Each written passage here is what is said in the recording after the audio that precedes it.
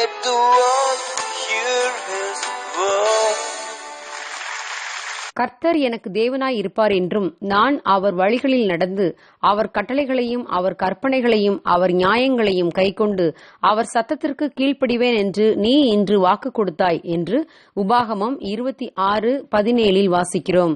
எனக்கு அன்பானவர்களே, இந்த நாள் தியானத்துக்கு உங்களை அன்போடு அழைக்கிறேன். மத்திய கிழக்கு பாலைவன பகுதிகளில் அரேபிய குதிரைகளை மிக தீவிரமாக பயிற்றுவிப்பார்கள்.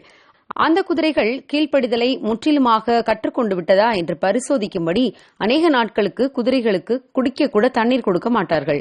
அது தாகத்தால் வறண்டு தண்ணீருக்காக ஏங்கிக் கொண்டிருக்கும். அந்த சமயம் பார்த்து ஒரு நீர்நிலையின் அருகில் சென்று அது தண்ணீர் குடிக்கும்படி அந்த குதிரையை அவிழ்த்து விடுவார்கள். அது ஆவலோடு நீர்நிலைக்கு அருகில் சென்று தண்ணீரை குடிக்க தன் வாயை வைக்க போகும்போது அதன் பயிற்றுனர் வேகமாக விசில் அடிப்பார். அந்த குதிரை முற்றும் கீழ்ப்படிய கற்றுக்கொண்டிருந்தால் விசில் சத்தம் கேட்டவுடன் தனக்கு எவ்வளவு தாகம் எடுத்தாலும் அந்த தண்ணீரில் வாய் வைத்து ஒரு மடக்கு கூட குடிக்காமல் திரும்பி அவரிடம் வந்துவிடும். அப்படி தண்ணீர் குடிக்காமல் அது அவரிடம் திரும்பி வந்துவிட்டால் அதற்கு தேவையான அளவு தண்ணீரை அந்த பயிற்றுனர் கொடுப்பார்.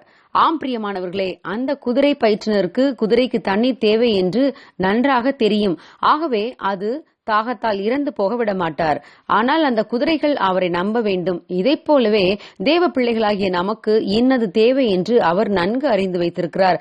அவர் அதை நமக்கு தரும்படி ஆவலோடு காத்துக் கொண்டிருக்கிறார். ஆனால் நாம் அவரை நம்ப வேண்டும், அவருக்கு கீழ்ப்படிய வேண்டும் என்று தேவன் நம்மிடம் எதிர்பார்க்கிறார்.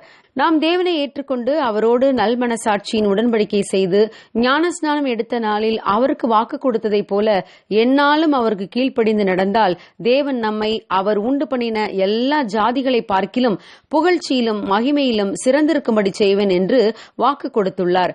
அவர் வாக்கு மாறாத தேவன். நாம் கீழ்ப்படிந்தால் நிச்சயம் அவர் நம்மை சகல ஜாதிகளை பார்க்கிலும் உயர்த்துவார்.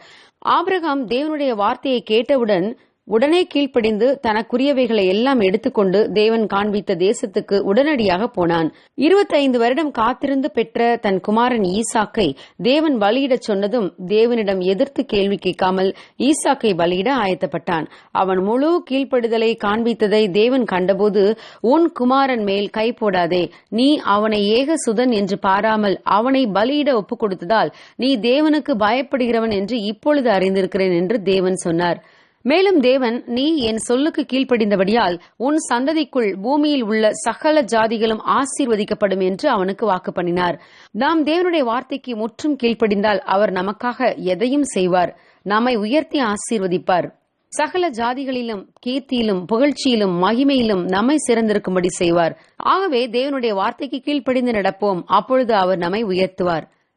God bless you. Have a nice day.